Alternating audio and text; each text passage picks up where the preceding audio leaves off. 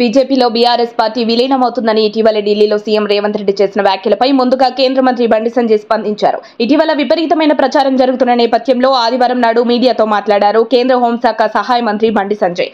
BRS పై ఆ party అగ్రనేతలపై shocking comments చేశారు. కేసీఆర్, కేటీఆర్ పేరెత్తితేనే జనం రాళ్లతో కొట్టే పరిస్థితి ఉందన్నారు. బీఆర్ఎస్ అవుట్డేటెడ్ పార్టీ అని ఎద్దేవా చేశారు. ఆ పార్టీ ఎమ్మెల్యేల అవసరం కాంగ్రెస్ కే ఉందన్నారు. అవినీతి పార్టీ బీఆర్ఎస్ తో పొత్తు పెట్టుకోవాల్సిన కర్మ బీజేపీకి లేదన్నారు. అయితే ఇదే అంశంపై తాజాగా ఈటల స్పందించారు. గత కొద్ది రోజులుగా బీజేపీలో బీఆర్ఎస్ విలీనం అవుతుందంటూ వస్తున్న వార్తలపై కేసీఆర్ మిత్రుడు ఈటల రాజేందర్ ఇలా చెప్పుకొచ్చారు. బీజేపీలో బీఆర్ఎస్ విలీనం ఊహాజనితం, అది జరగదని మల్కాజ్గిరి బీజేపీ ఎంపీ ఈటల రాజేందర్ స్పష్టం చేశారు. ఇది కాంగ్రెస్ చేస్తున్న విష ప్రచారమని కొట్టిపారేశారు. బీజేపీలో అలాంటి చర్చ లేదు, దీనిపై పార్టీలో ఎలాంటి ప్రస్తావన లేదని తెలిపారు. రుణమాఫీ పూర్తిగా జరిగిందని ప్రభుత్వం ప్రకటించడం బక్వాస్ బుకాయిస్తున్నారు అని మండిపడ్డారు.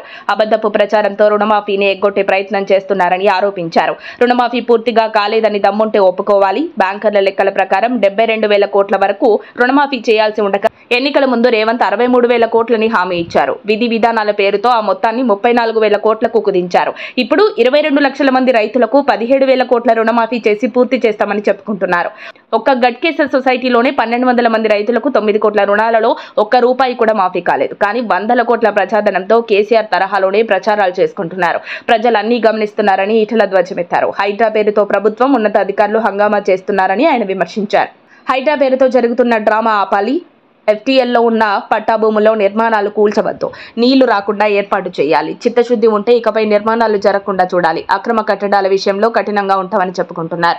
వాళ్ళేం చేస్తున్నారో ఆ చిట్టా మా వద్ద ఉంది. డ్రామాలాపితే మంచిదని ఈటల రాజేందర్ హెచ్చరించారు.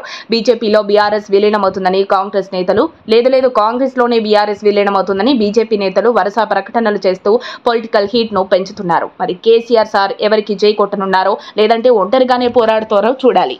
అప్డేట్స్ కోసం మా కాయ్ టీవీని సబ్స్క్రైబ్ చేసుకోండి. మా వీడియో కనుక మీకు నచ్చినట్లయితే లైక్ చేయండి, షేర్ చేయండి. మీ విలువైన అభిప్రాయాలను కామెంట్ బాక్స్లో తెలియజేయండి.